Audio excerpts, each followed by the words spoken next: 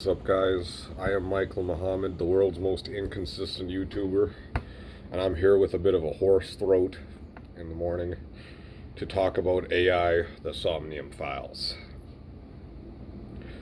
And some of you may have noticed there's quite a few videos missing from my channel. I'll eventually explain why those channels are why those videos are missing, and why I didn't upload too much recently, but that's a topic for another video. Right now, I just want to say this. So, recently, I was playing Smash Brothers again. I was getting my Incineroar game back. I love Incineroar. I love playing this guy, but I realized I became a lot worse at this game over time because I hadn't played it in months. And I lost a few million GSP points, but I got some of them back. And I was playing Fire Emblem. I still didn't beat Fire Emblem. I'm very close to the end of Fire Emblem. I almost don't want to beat it just yet because I enjoyed the game so much, but like, I will eventually beat it. And Astral Chain, I really, it seemed really cool, but I basically just scratched the surface of it because at the time I was more caught up with Smash and Fire Emblem. But I will say this. AI, the Somnium files, or it could also equally validly be pronounced I, the Somnium files, because so much of the game is about eyes, and so much of the titles of chapters in this game relate to eyes and stuff like that, or the Japanese pronunciation of the letters AI, that's like I, it could mean love, it could be part of a bunch of different words. It seems that Kotaro Uchikoshi, who I'll talk about in a little bit, seemed okay with people calling the game either AI or I, the Somnium files. Now let me say this. I was heavy into Kotaro Uchikoshi's game,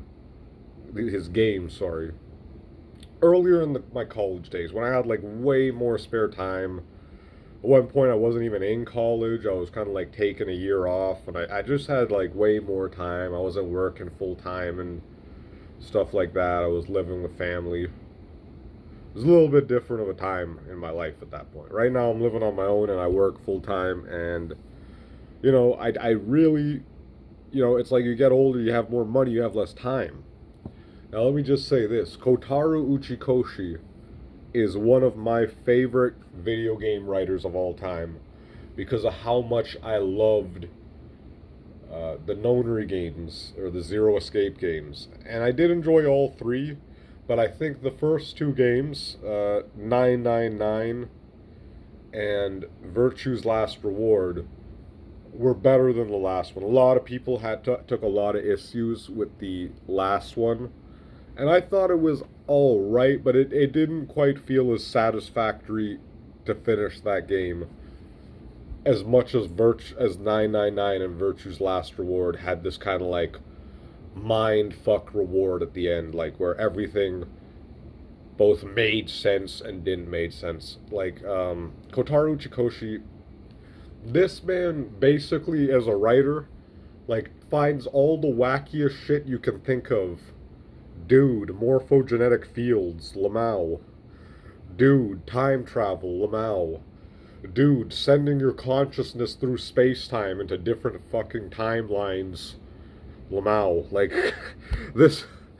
I really thought one of the best ideas this man had was the concept of a flowchart in the game where you could skip to different parts in the story on the fly, which he introduced in Virtue's Last Reward. Zero Time Dilemma, I think, had this too. As 999 didn't have this concept, and what it was to get the other endings of the game, you had to play through the game again, and you couldn't really skip dialogue as far as I remember, and you had to just make different choices. It was much more annoying to get the different endings, or to get the true ending in the first Zero Escape game, 999. The later games, the flowchart really made the process a hell of a lot easier. And also just the skipping dialogue you've already seen and stuff made it a lot easier. Like, I don't want to get too deep into the explanation of the plot of those games because that's separate from AI the Somnium Files. But like the best way for me to explain it is that while I was playing AI the Somnium files, and I'm still within the first 10 hours. I'm expecting that I'm like halfway or one third through the game at this point. Like playing through AI the Somnium files, it had been the last. When did Zero Time Dilemma come out? 2015, I think. So it's been 4 years basically since a Kotaro Uchikoshi game, and I was in college at that time. I had way more spare time. I had time to really dive in at that time, and I've basically missed Kotaro Uchikoshi as a writer, as a storyteller, as like a humorist, as a science fiction writer. I've missed Uchikoshi. So it was really refreshing. Like there were multiple moments playing through this game just in the beginning where I was like, man, I have missed you, Kotaro Uchikoshi. I have missed your writing, man. Like it's just I've just been craving a new Uchikoshi game, and this AI the Somnium Files game has completely more than scratched that itch for me. And as I play through this game, I'm beginning to think this may be a better game than the Zero Escape games. Although, I think just the characters in that game I was very fond of. But yeah, man, like the thing with 999 and Virtue's Last Reward was at that time I was like I said, I had so much more free time. I had time to just like stay up all night playing these games and wake up and like eat a fucking bowl of cereal or something and just get right back to the game and just spend all day just completely fucking obsessed with this game, completely obsessed with solving all the puzzles by myself and trying to avoid looking up anything at all. What a fun experience. That I really cannot. If you guys have not played the Zero Escape games yet, please do. Please play the Nonary games, 999, Virtue's Last Reward, and Zero Time Dilemma, if you have the extra time. ZTD gets so much hate, but I really don't think it's as bad of a game as people make it out to be. It just wasn't quite as satisfying as the first two games, and I'll just leave it at that. But at that time, I had so much time to just completely submerge myself into those games.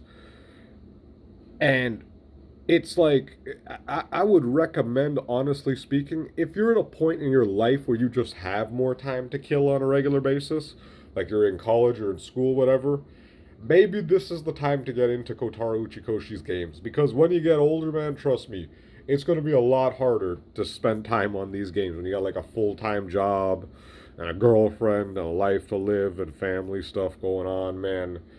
It will be significantly harder for you to actually play a game like this because there is just such a massive investment of time that has to go into it. And that's about as accurately as I can describe it, man. Like, playing this AI the Somnium Files game, I want to just run over, like, some of the most basic mechanics. This was both similar and not similar at all to the not the Zero Escape games, the Nonary games. They in this game the whole concept is you are a detective in the future who's known as a sinker, as and spelt like a portmanteau of like psychic and sinker. You're a sinker, like PSY sinker. And what that means is he investigates crimes by entering the minds of his suspects and trying to unlock clues from their dreams. And the dream aspects of this game are where the real madness of Uchikoshi comes into play, because the dream world does not work at all like the real world. Things work extremely strangely in this dream world. And sometimes the correct solution is just something that you would not expect, or the line of reasoning you have to use is like very convoluted. It's like a dream world logic you have to kind of adjust your brain to really solve these problems. And then within the dream world, there's different pathways you can take in terms of trying to find clues, and different events will unfold in the game based on which solution you find in the dream world. And let me just say this. So in the beginning, I think it's fairly straightforward, and it's not that challenging. You only get 6 minutes in terms of time. And if you stand still, you don't use time. But then performing actions, like say you go up to a car and you say, let's honk the horn on this car, it could take 20 seconds to do that. And then other activities could be climb this ladder and yell up this thing or something like this, or get into this forklift. And that takes like over 100 seconds, 2 minutes. And then you get these things called timies that you can get from performing certain actions in the dream and consuming a little bit of time. They let you like kind of turn that 2 minutes into a fraction of that. It sort of lets you turn that 2 minutes, maybe divide it by 6 into 20 seconds. So you still get some more time on the clock. Because no matter what you do, you only have 6 minutes in the subconscious of someone else in their dream world to really solve a puzzle. And this is both a good thing and a bad thing, I think, because it does encourage you to solve things creatively and to retry if you make a bunch of mistakes in the dream world. So you get to sort of see more of the different possibilities. And that's the thing. Like, I feel like the fact that you're given such a time constraint gives you less of an incentive to kind of just go and try everything and see all. Because a lot of the things that can happen in the dream world are quite funny or quite unusual or bizarre, I would say. And Iba, oh, I haven't even introduced Iba. Iba is basically your left eye. Basically, the main, or sorry, my left eye is here. Iba is basically the main character, Kaname Date. He lost his eye somehow, and they gave him like a robotic eye that can pop out and walk around, and she has like a very humanoid sort of avatar that she uses in the dream world, and you get to play as her when you are in the dream world, and she does some wacky stuff as well. So the whole back and forth between Date and Aiba, his robotic eyeball. The robotic eyeball is really much the secondary character in the game. I really should have clarified that. Like, there's just so many wacky concepts going on within the first few hours of this game, I think. They're like, you'll just have to just kind of get used to the madness of this game. Like, you're part of a police department called ABIS, Advanced Brain Investigation Squad, I think. Yeah, something like that. And yeah, it's like some of the stuff going on in terms of the storytelling is just absurd, but still I'm finding it so enjoyable. Like, I've completely stopped playing all the other games. I will not beat Fire Emblem until I've beaten AI, the Somnium Files. I am completely obsessed with this game because already there's like so many branching storylines based on the different dream sequences that like I'm really just trying to beat one chain, and then I'm looking back. There's like 4 or 5 different paths I gotta go back and now play through again to figure out what's really going on with the whole big overarching story here. And I have a lot of faith in Uchikoshi as a storyteller, that what he'll have to tell by the end of this game will at the very least be interesting or amusing, because at least so far I'm having a lot of fun with it. Like, I could get into the specifics of the plot, but suffice to say, there's a serial killer who's stealing people's eyes. So again, this relates back to the whole AI eye sort of thing. The logo of the game is just a big eye. Like, everything is eyes in this game.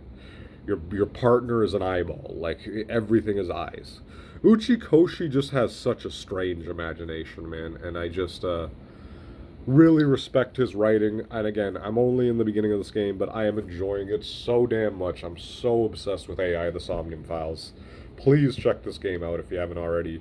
Give this game a chance if you've never played these kind of games. I think these kind of games are what I would call narrative driven puzzle games, because a lot of it is puzzling, solving, and that sort of thing, but it's entirely driven by the narrative of Uchikoshi, and I think it's like narrative-based gameplay. I'm not sure how else to say it. That the gameplay almost is the narrative. They're almost so directly intertwined, which isn't true of a lot of games. The narrative is oftentimes something sort of in the background, and the gameplay just is what it is. This game, it's like the narrative is so deeply tied into the gameplay The narrative is the gameplay experience, and that might sound like a bad thing to you, but I think if you enjoy good storytelling, if you enjoy interesting, out of the box, kind of really out there storytelling, as well as very humorous and fun stuff, like there's one point where there's just this, like, this dumb blonde receptionist, and Date just can't stop staring at her boobs, and he's like, there's a receptionist with huge boobs there. Although I wouldn't say that to her face. And then if you click on the receptionist again, then they start talking. And the receptionist is like, hey, Date. And Date is just like, hey, receptionist with the huge boobs. And she's just like, you'd think she'd be offended, but instead she just giggles like a horny woman would giggle or something. Apparently she really has a thing for detective guys. So yeah, anyways. And then if you keep clicking, he's just like, there's a receptionist with huge breasts. Click again. There are huge breasts behind the counter. Click again. Huge breasts. Click again. Breasts. And it's just this dumb, stupid kind of humor that Uchikoshi loves to sprinkle his games with. I've always appreciated that. And it's very much here in this game. It's very much here in this game, the classic Uchikoshi humor. Anyways, that is my impressions of the game. I will eventually make a review of this game because this is one of those games I've become totally wrapped up and obsessed in. Anyways, I really think it's a shame this game has not been getting more coverage, has not been getting more love, there's not more people talking about it, and I would really recommend, if this seems like something you could be interested in, go ahead and check it out. Support Uchikoshi, support a guy who really is a true creative, a true genius in terms of crazy storytelling. And I can't wait to see what else this game has in store. Anyways, I am Michael Muhammad. I will have more videos soon, guys. I know some of you guys who are like my loyal followers, my loyal subscribers, you might be disappointed to see those videos gone and say I didn't upload in a while. I will explain all that. But for now, thank you for watching. Like and subscribe, that really helps me out. And I'll see you guys next time.